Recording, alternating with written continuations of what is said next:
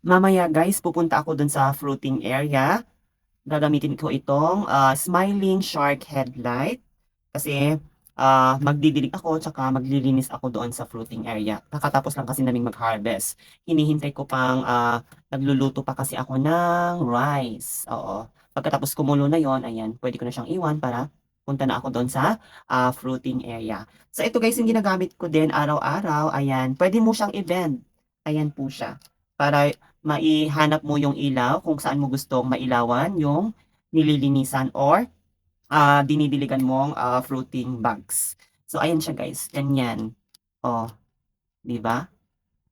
And dito mo siya i-on guys. Oo, dalawa pala yung option dito.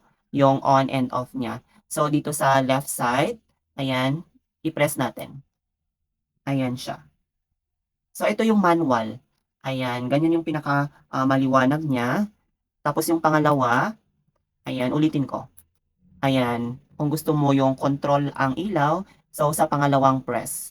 So sa pangatlong press, ayan naman, yung pangatlo. So nagbo-blink-blink siya guys. And pang-apat, ayan, off na po siya.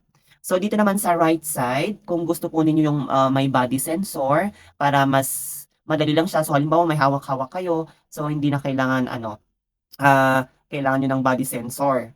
Oo, para in case gusto nyong i-off or i-on, automatic siya. So halimbawa i-press natin siya. Ayan, naka-on na siya guys. And para hindi na kayo hassle mag-off, i-ano nyo lang, ipadaanin nyo yung kamay nyo sa ating headlight. Ayan, so off na siya. So kung gusto nyong gamitin ulit, ayan, ipadaan nyo lang yung kamay ninyo. So nag-on na siya. So yun yung gamit ng body sensor dito sa right side. Kung ayaw nyo siya ng manual na pinipindot-pindot. Ayan siya guys. So, 'di ba ganito siya kaganda itong smiling shark? And ang gaan-gaan niya guys. Oo. Ito pa yung isang nagustuhan ko, magaan siya, hindi masakit. Unlike kapag yung malalaking headlight, masakit siya na tumatama pa dito.